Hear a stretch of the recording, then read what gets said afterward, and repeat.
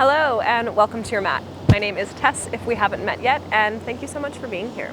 I'm an apnea yoga teacher, which is kind of like a normal yoga teacher, but I'm a cool yoga teacher. But I add breath hold into the class. So you might be used to hearing the breath cued as a smooth in and out flow through the nose. Now that part isn't really going to change too much, especially because when we're doing breath holds, we don't want to do them on like fullest lungs possible or emptiest as possible. We're doing it at the top and the bottom of our regular, relaxed tidal breath. We can get into the details of why that is later, but long story short, we just want to stay safe for our lungs. We don't want to put any extra pressure on them. We want to give them a gentle stretch, a little hug, and not to overstretch them. So throughout class, you'll hear me cue options to hold the breath at the bottom or hold the breath at the top or hold the breath at the bottom. So that's entering Madhya, gap space. That's entering what's called your Antara Kumbhaka and your Baya Kumbhaka, your upper breath hold and your empty breath hold. So this flow today is written specifically for when you're trying to get a little warm up in before you dive. Maybe you already have your suit on. You don't really want to lay on the ground too much per se. So this will be a primarily standing sequence to get you ready before going in the water. All right. Stand tall and firm. Big toe mounts to touch ground down through all four corners of the feet and roll the shoulders back. Let the neck be loosey-goosey. And let that looseness travel down. So travel from joint to joint, from the bones in your neck, down the shoulders, elbows, wrists, fingertips, and let it be loose.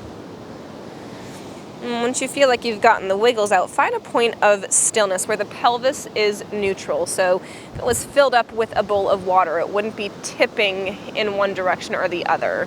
You might need to give the tailbone a tight. I'm so dyslexic today. You might need to give the tailbone a slight tuck in order to find neutrality. Place the hands to the lower back, broaden out through collarbones. Your lower spine stays tall as you curve through upper, through thoracic, through T-spine, C-spine. Chin slightly lifts. And then exhale, carry chest to the knees. Let yourself be round and floppy. Interlace hands behind the back, straighten out through the elbows. Roll the shoulders like you're rowing a boat. Thread through the sternum. Good God. In breath, cactus arms out. And hands come heart center. Place the hands to the lower back, baby back bend. Hinge, fold over the thighs. Interlace hands behind back. Peel the chest up and tall. In breath to cactus out the arms. And back to heart center. One more like that, either with or without the hands for a baby back bend. Reverse to fold. Interlace hands, thread the heart through. Pull the shoulders back, collarbones separate. Arms sweep up. Cactus out. And meet at heart center. Shift the weight into your left foot. We'll come into a Shiva squat. So where right knee is just barely tapping the back of left. And roll out through the wrists, through the ankles. We're engaging here through the quad, letting it know that we're going to be firing it up, turning it on pretty soon during your dive, as well as getting some mobility through the joints. With precision and control, bend right knee around, figure four shape, ankle stacks on top of knee, hips to shift back. Now this could very well be enough. If you'd like to add a dynamic element to your stretch, flex through the pelvis as you press right knee away with right hand and round. flex out the lower spine and give a little tuck of the pelvis, and see if you notice the reciprocal relationship that has on the right hip flexor, the right psoas. And on your next exhale, unravel right foot behind, right arm sweeps up and over, catch the wrist with the left arm and side body stretch. You can shift the gaze outside right arm. And then back center. Shiva squat second side, deep bend in the right knee, left knee to barely tap the back. Rotate out through the ankle, through the wrists. You're strong, you're sturdy through this right leg. Equally grounded in all 4 points of the bottom of the foot, the sole of the foot. 3 more circles until you let your hips swivel the left leg around the front and stack for figure 4 chair, Utkatasana. You can stay exactly as you are, or if you went for the floss on the other side, left palm presses to left knee, tuck of the pelvis, and flex. Connect it to your breath. Make it smooth. Your breath and your brain and your heart are in a constant communication with each other. When one slows down, it lets the others know that they can too. On your next exhale, unravel left foot behind, the arm sweeps up and over, catch the wrist. Big side body stretch all the way from left fingertips, curving down the body out the toes.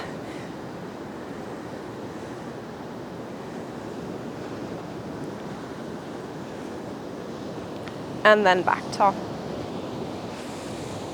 Widen the stance, goddess pose.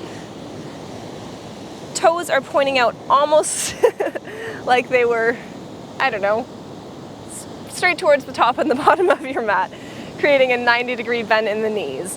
Again, if this feels like plenty, this is where we stay. And this can change day to day, week to week, year to year. Remember that yoga is a practice of svadhyaya, of self-study, not of self-judgment. So simply notice where your body's at. Hang out in goddess pose, or right fingertips turn in towards the leg, right palm to the knee, dip the shoulder, dip the ear.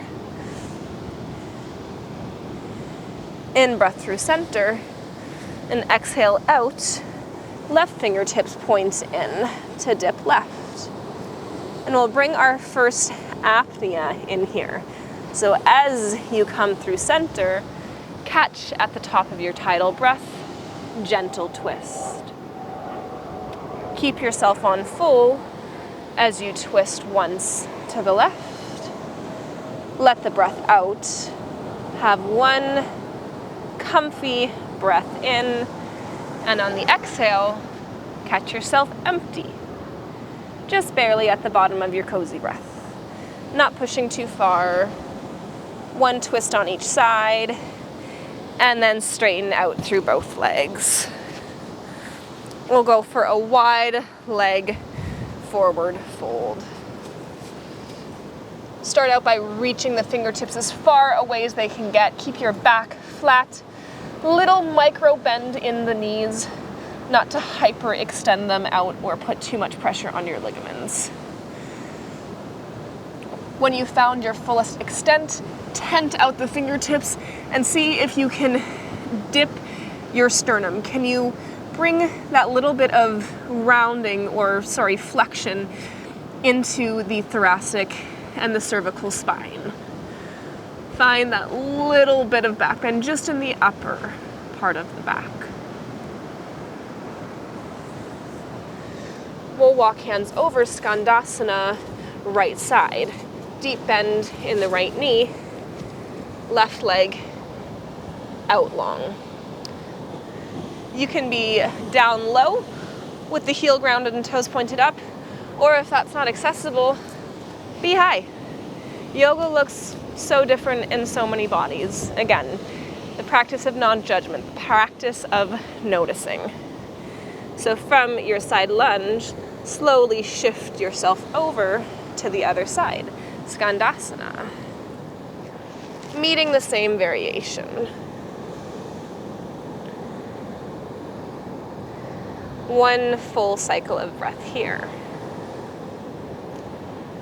Empty out the lungs completely this time. Force the air out through your expiratory residual volume, all the way empty. And then inhale in, over to the right and hold. Little pause here. We're at the top of your breath. Plant right hand, plant the knee, sweep up and over. Let the breath back in. Fold, center. We got a toe stand going on in the right knee here. And kind of rebounding, catching back into our breath.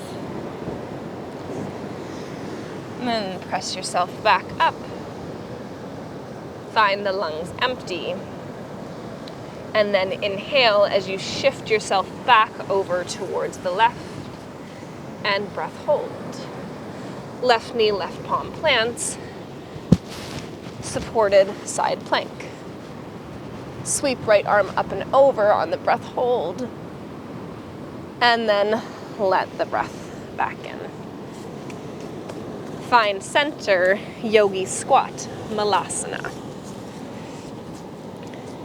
Elbows and knees press into each other to find this reciprocal relationship of strength and stretch. Right hand reaches off towards the outside or wraps around the back of right foot. Left arm up and over.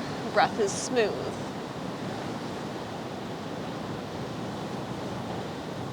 And swap sides. Left arm out beyond the knee or wrapping around for a little half bind twisty action. And find yourself back center. And maybe even a slight closing down of the eyes.